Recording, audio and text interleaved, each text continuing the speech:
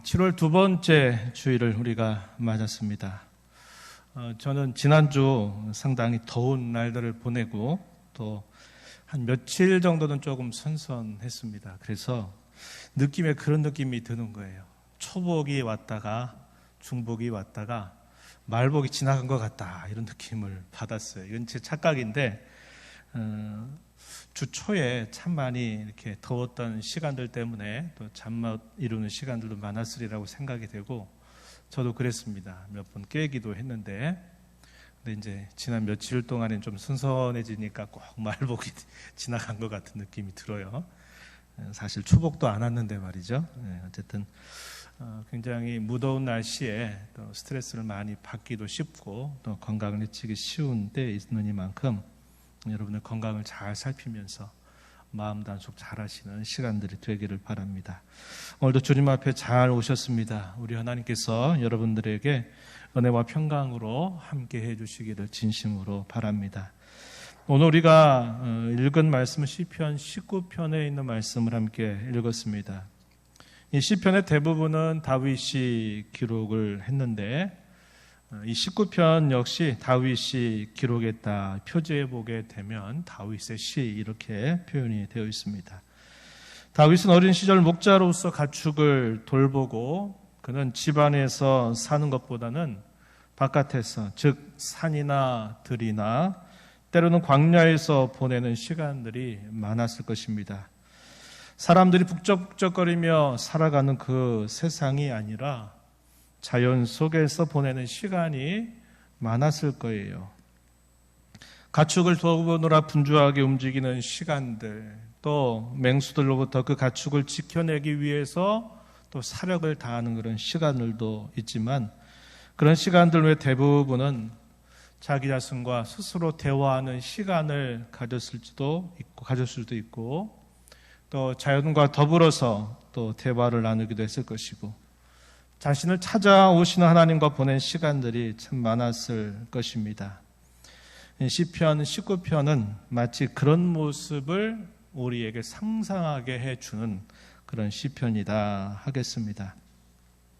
오늘도 이 나눈 이 말씀을 통해서 하나님의 말씀으로 잘 받고, 또 그 말씀을 통하여 여러분 각자에게 성령께서 주시는 음성을 잘 들으시고 순종하게 되기를 진심으로 바랍니다. 우리가 섬기는 하나님은 지극히 존귀하신 분이세요.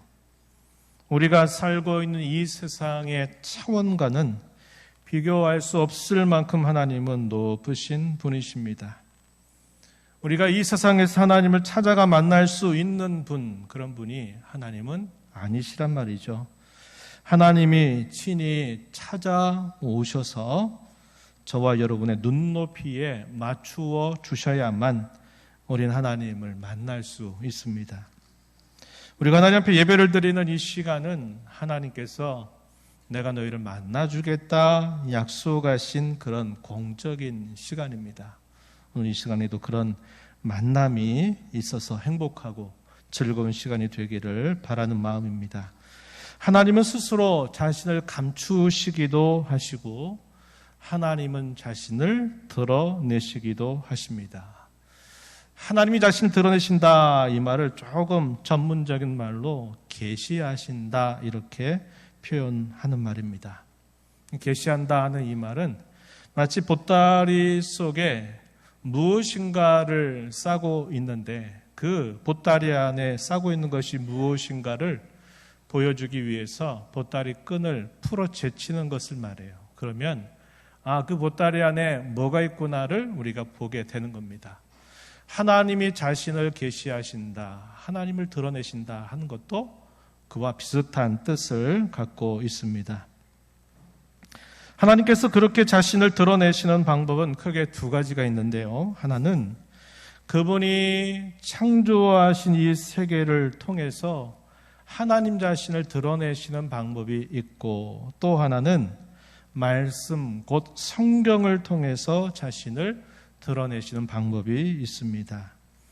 시편 19편 말씀은 그것을 우리에게 잘 알려주고 있습니다. 19편 1절 말씀을 한번 좀 보시면, 다윗은 이렇게 하나님 앞에 노래합니다. 하늘이 하나님의 영광을 선포하고 궁창이 그의 손으로 하신 일을 나타내는도다. 이렇게 노래했습니다. 다윗은 하늘을 보고 궁창을 보면서 하나님의 영광을 느끼고 있어요. 그리고 하나님의 솜씨를 보고 있습니다. 하나님께서 지으신 모든 것을 보면 볼수록 그분의 놀라우신 지혜와 그분의 능력이 분명하게 나타나는 것입니다. 로마서 1장 20절 말씀에서는 이것에 대해서 이렇게 표현하기도 했어요. 창세로부터 그의 보이지 않는 것들, 곧 그의 영원하신 능력과 신성이 그가 만드신 만물에 분명히 보여 알려졌다. 이렇게 말합니다. 하나님이 지으신 그 세상을 자세하게 보면은 그 하나님의 능력, 하나님을 느낄 수 있는 것, 신성, 그것이 그 만드신 것에 분명히 나타나 있다. 이렇게 우리에게 알려줘요. 다윗은 1절에서 그것을 시적으로 이렇게 표현을 하고 있는 것입니다. 칼빈이라고 하는 사람은 하나님이 창조하신 이 세계를 두고 이런 표현을 했어요. 하나님의 영광을 나타내는 찬란한 극장, 이런 말을 썼습니다. 창조 세계를 잘 들여다보고 깊이 들여다보고 들여다볼수록 그 창조의 세계는 하나님의 영광을 아주 선명하게 보여주는 찬란한 극장과도 같다. 이런 표현을 했어요. 아주 유명한 표현입니다. 이런 것들이 여러분들 이렇게 머릿속에 그려지시죠? 하나님 창조하신 일들을 통해서 자신의 영광을 나타내 주십니다. 다윗은 광활하게 펼쳐진 하늘을 쳐다보면서 시적으로 다음과 같이 묘사해주고 있어요. 2절로부터 4절 앞부분 말씀을 한번 보실까요? 성경을 보셔도 되고 앞부분에 있는 부분 보셔도 됩니다. 이렇게 묘사했어요. 날은 날에게 말하고 밤은 밤에게 지식을 전하니 언어도 없고 말씀도 없으며 들리는 소리도 없으나 그의 소리가 온 땅에 통하고 그의 말씀이 세상 끝까지 이르도다. 아주 시적으로 표현을 했는데요. 좀 생각해 보시죠. 다윗은 날은 날에게 말하고 밤은 밤에게 지식을 전한다. 날이라고 번역이 됐지만 여기서는 낮과 밤을 대조적으로 표현하고 있는 겁니다. 낮은 낮에게 말하고 밤은 밤에게 지식을 전한대요. 문자적으로 조금 이해하기 어려운 표현이 시적인 표현이죠. 또한 사람이 알아들을 수 있는 말도 없고 들리는 소리도 없는데 그들의 소리가 온 땅에 통하고 그들의 말이 세상 끝까지 이른다라고 말하고 있습니다. 사람의 말로는 들을 수 있는 말이 아니죠. 사람의 말로는 들을 수 없지만 그들 자신의 말과 언어로 지식을 전달한다라고 이렇게 표현합니다. 그럼 여기서 말하는 그 지식이 뭘 표현할까요? 그것은 하나님의 영광과 그분의 솜씨로 자신을 계시하고 계신 것, 그것을 뜻한다 볼 수 있는 표현입니다. 그런데 그 지식이 온 땅에 통하고 세상 끝까지 이른다, 이렇게 다윗은 묘사하고 있습니다. 우리의 말로는 아니에요. 가나다라 뭐 이런 식의 표현이 아니에요. 또 우리가 알아들을 수 있는 소리도 아닌데 마치 낮이 낮에게 어떤 소리를 말하고 밤은 밤에게 어떤 소리를 말하는데 그런 일들 속에서 분명한 지식이 전달되고 있다. 그런데 그것이 온 땅에 통하고 온 세상 끝까지 이른다라고 이렇게 표현합니다. 이것은 하나님께서 창조 세계 가운데 나타내신 그분의 영광, 그분의 솜씨, 그분이 누구이신가를 분명하게 보여주고 있다 하는 것을 시적으로 표현하고 있는 내용이다 하는 것입니다. 그 옛날 다윗의 고백이 오늘처럼 선명하게 드러날 때는 없을지 모른다, 이런 생각을 해봅니다. 왜냐하면 다윗이 그 옛날에 가축을 치면서 밤하늘에 떠있는 별이나 또 하늘에 떠있는 그런 모든 것들을 바라보면서 그 세계를 상상하는 것과 오늘 저와 여러분이 살고 있는 이 지금의 이 시대 속에서 첨단 과학이 발전해서 우주의 아주 드넓은 그 우주를 망원경으로 쳐다보게 되고 아주 작은 세계라고 말하는 이런 아주 미세한 세계들을 현미경이나 더 작은 것들을 통해서 지켜보면서 그 어느 시대보다도 우리는 이 자연 세계, 이 창조 세계에 있는 그 오묘함과 신비로움을 누구보다도 더 분명하게 알고 있는 시대를 살고 있기 때문에 그러하다 하는 것입니다. 세상 안에서 발견되는 자연의 수많은 질서들, 하늘에 펼쳐져 있는 우주를 볼 때마다 그 신비감과 경이감은 참으로 놀랍기 그지 없는 것입니다. 다윗은 그 옛날 이 시편의 앞부분을 통해서 그러한 사실들을 우리에게 말해주고 있는 것입니다. 이제 다윗은 하늘을 태양을 중심으로 해서 묘사를 하고 있습니다. 4절 하반절부터 6절 말씀 한번 또 우리 읽어볼까요? 하나님이 해를 위하여 하늘의 장막을 베푸셨도다. 해는 그의 신방에서 나오는 신랑과 같고 그의 길을 달리기 기뻐하는 장사 같아서 하늘 이 끝에서 나와서 하늘 저 끝까지 운행하며 그의 열기에서 피할 자가 없도다. 태양이 머무르고 있는 곳, 그곳을 뭐라고 표현했냐면 하늘의 장막 혹은 하늘의 텐트라는 말을 사용했습니다. 하늘에 어떤 장막이 있는데 그 장막에 태양이 지금 머물고 있는 걸 말하고 있어요. 그리고 그 태양이 밤과 낮으로 태양이 운행하고 있는 그 모습을 보면서 어떻게 시적으로 표현했냐면 마치 자기 집에서 기쁘게 신부를 맞으러 나가는 신랑과 같다. 신부를 맞으러 나가는 신랑의 그 마음, 얼마나 기분 좋고 즐거운 일이겠어요. 빨리 만나고 싶은 마음이겠죠. 그렇게 표현을 하고요.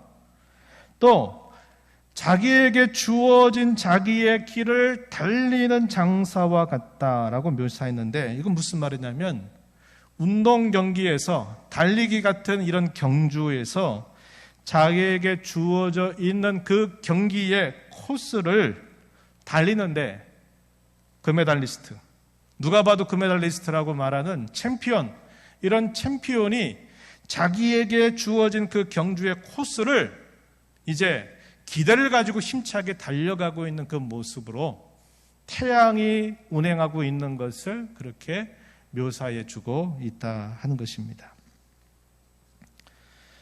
그 길은 하늘 전체를 운행하고 그 열기는 미치지 않는 곳이 없을 정도라고 표현을 하면서 하나님이 창조하신 그 세계의 아름다움과 그 영광스러움을 이렇게 묘사해 주고 있습니다. 이렇게 창조 세계가 하나님의 영광과 솜씨를 드러내며 하나님 자신을 드러내시지만 그 한계는 아주 분명합니다. 그것은 그것 자체가 우리를 하나님께로 이끌지는 못한다고 하는 것이에요. 자연과 별과 우주를 보면서 하나님이 이렇게 하셨구나라고 고백하는 사람은 그렇게 많지 않습니다. 오늘 시편 19편을 기록하고 있는 다윗은 그렇게 노래하는 사람이죠. 그리고 이 자리에 있는 저와 여러분 또한 하나님의 창조 세계를 볼 때 이제 제대로 볼 수 있는 눈을 가지게 되었어요. 우리는 그래서 그걸 보면서 우리 하나님이 이런 분이시구나. 참 멋지신 분이구나. 하나님이 참 이렇게 놀라우신 분이구나. 지혜로우시구나. 참 능력이 참으로 크시구나 하는 것을 우리는 알게 돼요. 그러나 우리 바깥에 나가기만 하면 거의 대부분의 사람들은 이 자연과 별과 우주를 어떻게 여깁니까? 놀랍다고 여기는 정도가 아니라 그것을 신격화해요. 그래서 그것을 신처럼 여기는 것입니다. 그리고 그것을 숭배한다 이 말이에요. 고대 모든 그런 신들은 다 이렇게 만들어진 것입니다. 우리 사람은 짧은 시간 동안 수많은 변화를 거듭하게 되지만 돌이라든지 나무나 바위나 별이나 태양이나 이런 것들은 언제나 그 자리, 언제나 변함이 없는 것을 보면서 사람들은 그것을 동경하고 그것을 나중에는 결국은 숭배하게 되면서 그것을 벽화에다가 그리고 그러면서 거기다가 사람들이 돌을 쌓기도 하면서 거기에 제사를 드리는 일들을 끊임없이 해왔던 것입니다. 그래서 우리가 이런 걸 봐도 알겠지만 하나님이 창조하신 이 세계를 보는 것으로 하나님 앞에 이끌림을 받지는 못한다 하는 것을 우리는 분명하게 알게 됩니다. 결국 하나님과 우리 사이에 막혀있는 죄의 담이라고 하는 것이 우리로 하여금 이 창조 세계를 보고서 하나님 앞에 이끌지는 못한다는 것을 알게 됩니다. 하늘을 보면서 하나님의 영광을 노래했던 다윗은 이제 주의 말씀을 주목하기 시작합니다. 말씀을 통해서 하나님은 자신을 선명하게 확실하게 충분히 드러내신다고 알려주고 있어요. 오늘 우리가 읽은 본문을 한번 보실까요? 7절로부터 9절 말씀 한번 여러분 눈으로 보시기 바랍니다. 이렇게 다윗이 말합니다. 여호와의 율법은 완전하여 영혼을 소성시키며 여호와의 증거는 확실하여 우둔한 자를 지혜롭게 하며 여호와의 교훈은 정직하여 마음을 기쁘게 하고 여호와의 계명은 순결하여 눈을 밝게 하시도다. 여호와를 경외하는 도는 정결하여 영혼까지 이루고 여호와의 법도 진실하여 다 의롭다. 이렇게 고백을 하고 있습니다. 여기 보면 다양한 표현들이 있어요. 7절에 보면 율법, 증거, 8절에 보면 교훈, 계명, 9절에 보면 경외하는 도, 법, 이런 표현들이 등장합니다. 이것은 성경을 표현하는 다양한 표현들이에요. 하나로 말하면 그건 뭘 말하느냐? 곧 하나님의 말씀에 대하여 이런 다양한 표현들로 묘사되고 있다는 겁니다. 이러한 표현들이 우리에게 보여주는 것은 뭐냐면 이 성경이 갖고 있는 특성이 어떠한가, 그리고 그것이 우리에게 가져다 주는 효력이 무엇인가를 우리에게 잘 보여줍니다. 성경의 특성에 대해서는 한번 다시 읽었던 그 부분을 좀 보시죠. 이렇게 말했습니다.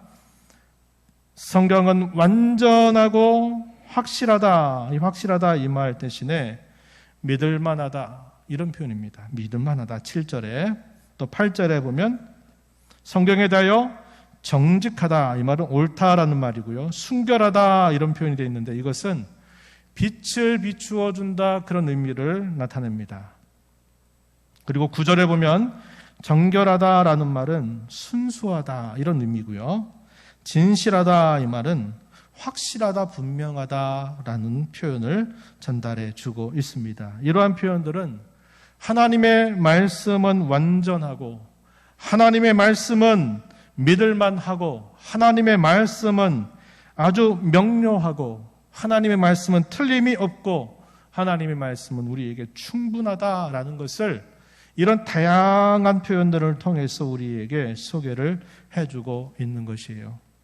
그러면 그런 말씀의 특성이 어떠한 능력, 어떤 효력을 나타내는가에 대해서 계속 말씀해 보시면 7절에서는 영혼을 소성시킨다, 지혜롭게 한다 이렇게 표현했죠. 8절에 보시면 마음을 기쁘게 하고 눈을 밝게 한다 이렇게 표현을 해주고 있습니다.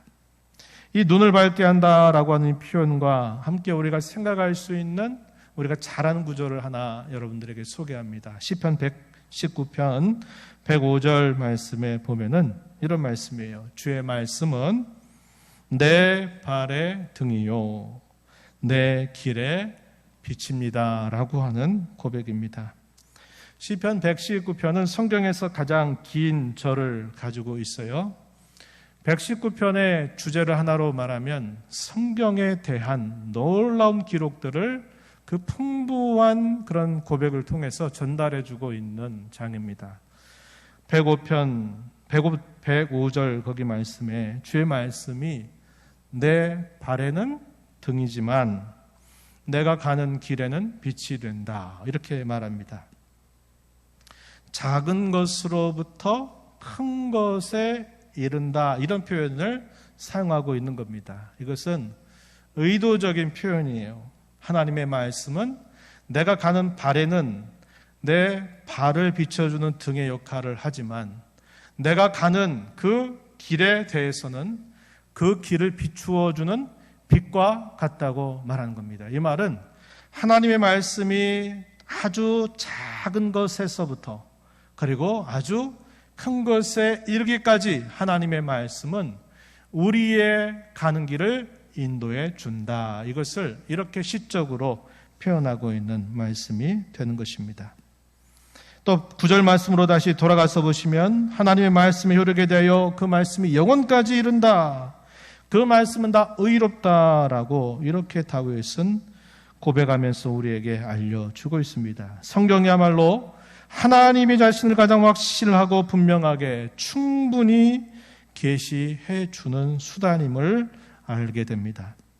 창조 세계와 다르게 성경은 무엇보다도 하나님과 사람 사이에 가로막혀 있는 죄의 문제를 해결하여 사람을 살려내기에 충분하다는 것이죠.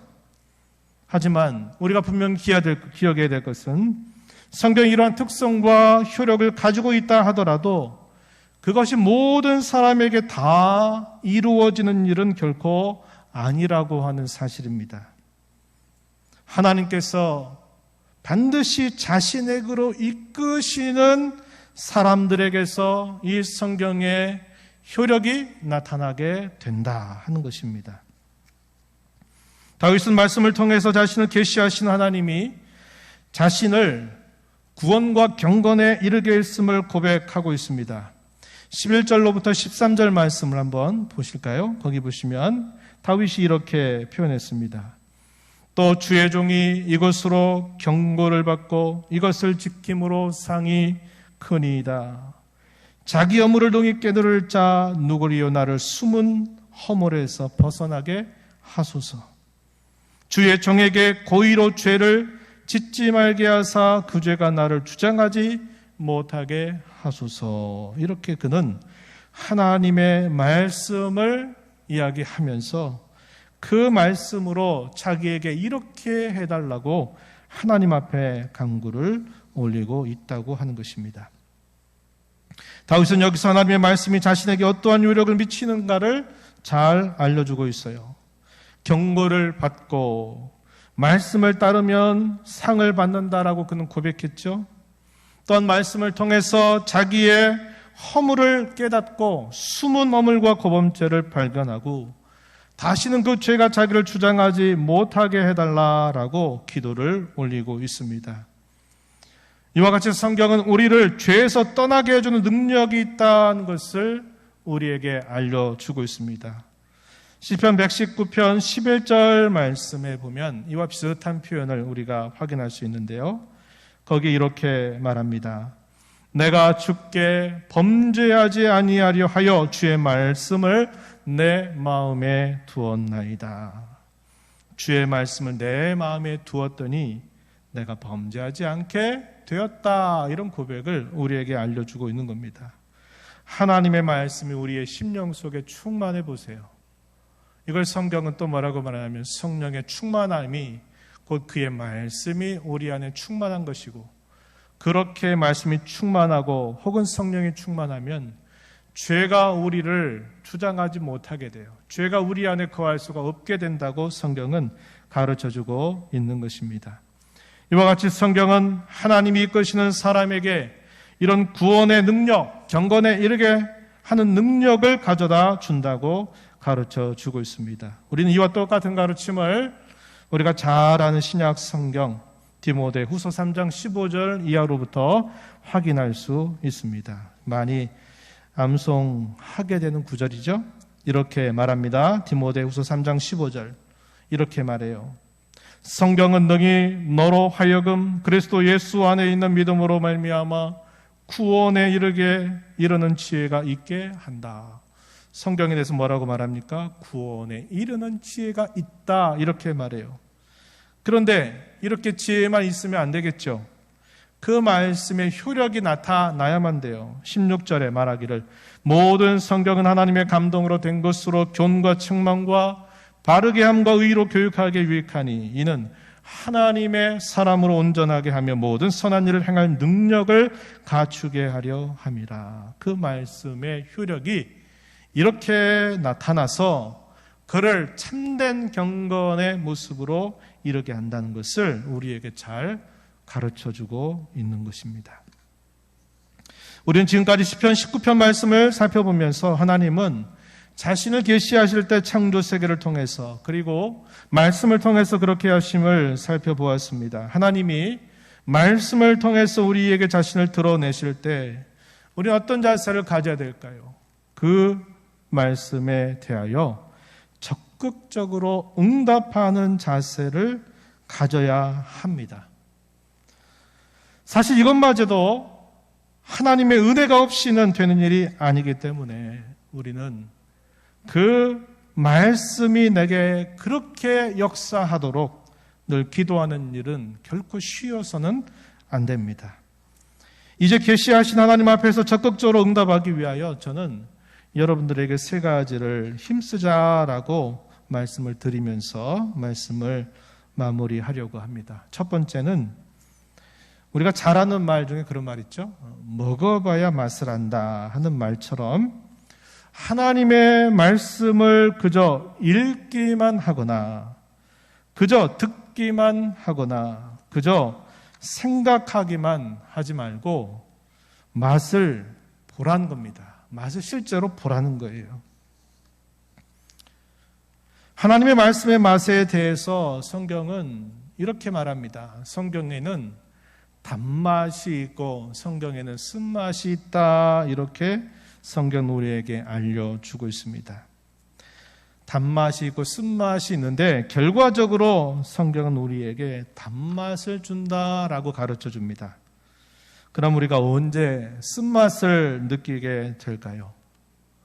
저와 여러분이 말씀 때문에 괴로워하게 되거나 말씀 때문에 아파하게 되거나 하나님 말씀 때문에 고통스러워할 때 그럴 때 우리는 그 말씀의 쓴맛을 보게 됩니다.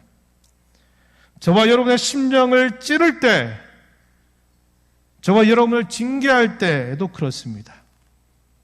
하나님의 말씀을 붙들고 있는 것 때문에 남들에게 미움받고 고난받고 박해를 당할 때가 역시 그렇습니다. 그때 그 말씀은 우리에게 매우 쓴맛을 경험하게 해주는 것이에요.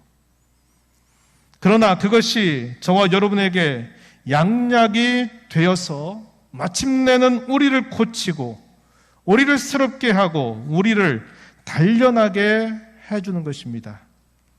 그래서 구원에 이르게 하고 우리를 경건에 이르게 해준다는 것입니다. 시편 19편 10절 말씀에 보면은 다윗은 이렇게 말했어요. 금곧 많은 순금보다 더 사모할 것이며 꿀과 송이꿀보다 더 달도다. 이렇게 고백을 했습니다. 역시 이와 비슷한 말씀 시편 119편 103절에서도 이런 말씀을 우리가 확인합니다. 주의 말씀의 맛이 내게 어찌 그리 단지요 내 입에 꿀보다 더 다니이다. 이렇게 고백을 하고 있는 것입니다. 그러면 두 번째로 하나님의 말씀에 자신을 부딪혀야 그 말씀의 효력이 우리에게 나타난다고 하는 것입니다. 하나님의 말씀의 맛을 경험하기 위해서는 먹어봐야 되죠. 하나님의 말씀을 먹어본다는 것은 곧 하나님의 말씀에 나 자신을 부딪힌다 하는 그런 뜻이라는 겁니다. 즉 하나님의 말씀을 읽을 때 하나님의 말씀을 듣거나 그 말씀을 배울 때 그냥 지나치지 말고 그 말씀을 바로 나 자신에게로 가져와서 그 말씀과 씨름하라는 거예요. 씨름 경기할 때 어떻게 됩니까? 온몸을 다 무기로 써가지고 상대방을 넘어뜨려야 돼요. 그렇지 않으면 순식간에 내가 쓰러지게 되는 것입니다. 무수하게 주어진 하나님의 말씀, 방송을 틀어도 또 많은 매체들을 통해서 아주 쉽게 접할 수 있는 그 말씀, 설교, 그런 것들이 우리에게는 홍수처럼 많은 시대를 살고 있지만 문제는 뭐냐? 내가 그 말씀에 나를 부딪히는 일을 우리가 하지 않는다는 거예요. 하나님의 말씀을 먹어본다 이 말이에요. 먹어봐서 단맛도 보고 쓴맛도 우리가 그 맛을 보려고 하면 그 말씀을 내가 직접 부딪혀서 그 말씀과 함께 씨름하는 삶을 내가 결단하고 해야만 된다고 하는 것입니다. 그러지 않은 사람들이 너무나 많아요. 그러다 보니까 하나님의 말씀의 특성과 그 말씀의 효력이 이렇게 선명하게 우리에게 가르쳐져도 우리가 오랜 시간 동안 신앙생활을 하는 중에도 그 말씀과 나와 그 말씀과 나의 삶이 별 상관이 없이 살아가게 될 때가 너무나 많다는 것이죠. 이것은 너무나 안타까운 것입니다. 우리에게 가장 좋은 것을 우리에게 선물로 주시고 가장 좋은 것을 우리에게 무기로 주셨는데 그 가치를 모르는 거예요. 정작 모르고 그렇게 그것은 늘 제껴두고 신앙생활을 하게 되는 실수를 너무나 많이 우리가 해오고 있다고 하는 것입니다. 여러분 그렇게 하지 마십시오. 여러분들이 설교 시간이나 아니면 주의 말씀을 읽을 때 여러 구절을 읽을 때 그걸 여러분들이 다 이해하려고 하는 것은 아주 신앙의 수준이 높아진 겁니다. 신학생이나 교육자들이나 목회자들은 그 말씀을 하나라도 놓치지 않으려고 그 말씀 전체와 가지고 실험하고 또 묵상하고 또 연구하고 책을 보고 기도하고 하는 일들을 해요. 그러나 여러분들에게 그걸 요구하지 않아요. 여러분들이 30분, 40분 듣는 설교 속에서 여러분들이 듣는 그 말씀 중에 성령께서 여러분에게 뭔가 생각하게 하고 부딪히게 하는 그 말씀이 있을 때 그 말씀을 그냥 지나치지 마시라는 거예요. 아유, 그렇게 해야 되는데 못했네. 앞으로 잘해야지. 이런 정도 가지고는 우리의 마음이 바뀌지도 않고 우리의 삶이 달라질 수도 없어요. 분명히 기억해야 합니다.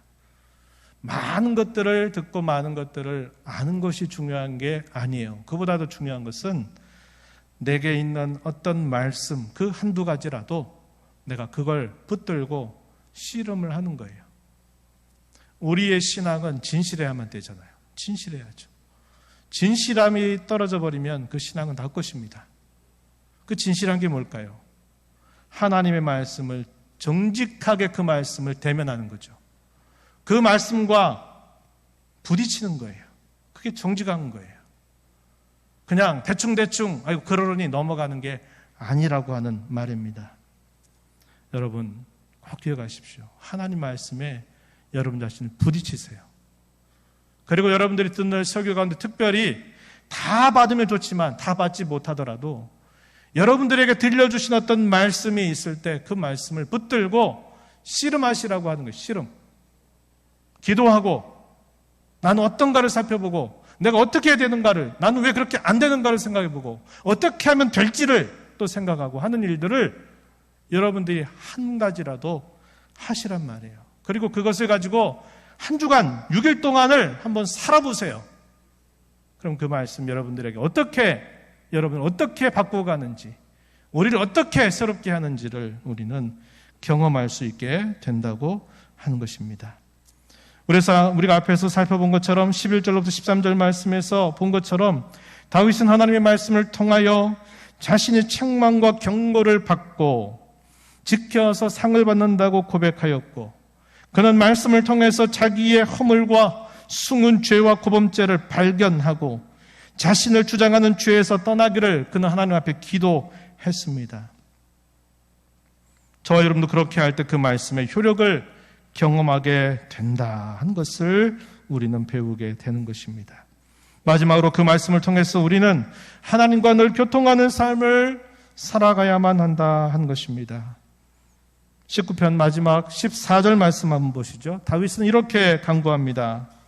나의 반석이시요 나의 구속자이신 여호와여 내 입의 말과 마음의 묵상이 주의 앞에 연락되기를 원하나이다. 이렇게 말합니다. 옛날에 이것이 노래로 불려져 가지고 많이 우리 불렀어요. 그죠? 복음송으로 많이 불렀던 것입니다. 내 입의 말, 내 마음의 묵상이 주님 앞에 연락되기를 원한다. 이 말은 내가 생각하는 것이나 내가 품고 있는 것이나 내가 어떤 것들, 묵상한 그 모든 것들이, 이런 것들이 다 하나님이 받으실 만한 것이 되기를 나는 원합니다 라고 말하는 겁니다. 하나님 말씀 보고 그 말씀 전하고 뒤돌아서가지고 남 헐뜯고 비방하고 남 욕하고 우리가 거짓말을 하고 그렇게 한다면 하나님이 우리 연락하시겠습니까? 연락 안 하세요. 성경의 말씀을, 그 말씀을 듣고 읽고 그 말씀에 따라서 내가 생각을 하는 거죠. 어떻게 해야 될까? 어떻게 하면 될까? 뭐가 안 될까? 그런 모든 생각들과 모든 결정들이나 이런 것들이 하나님께서 받으실 만한 것이 되기를 원한다. 이 말은 그의 모든 생각과 말하는 것이나 그의 살아가는 것이 하나님과 늘 동행하고 하나님과 교제하는 것이 되기를 나는 바란다고 그는 하나님 앞에 기도를 올리고 있는 겁니다. 우리가 하나님의 말씀에 응답하는 자세는 여기까지 가야 돼요. 여기까지 가야 됩니다. 오늘 우리는 창조세계를 통해서 그의 말씀을 통해서 계시하신 하나님에 대하여 교훈을 받으면서 우리도 하나님께 적극적으로 응답하자 하는 말씀을 함께 나누었습니다. 말씀에 부딪히는 삶을 통해서 그 말씀의 효력이 여러분과 저의 것이 되기를 진심으로 바라고 경건에 이르는 삶의 열매로 나타나기를 진심으로 바랍니다.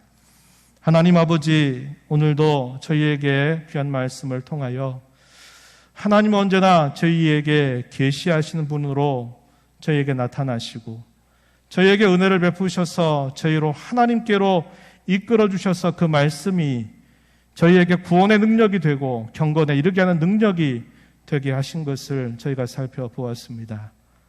말씀을 주실 때마다 그 말씀에 대하여 저희가 가장 적극적으로 응답하는 삶을 늘 살아가는 저희들 모두가 되게 하셔서 말씀에 부딪히고 그 말씀을 통하여 내 생각과 삶과 말이 바뀌고 삶이 주님 기뻐하시는 삶으로 빚어져가는 저희들이 되도록 인도하여 주옵소서. 예수님 이름으로 기도하옵나이다.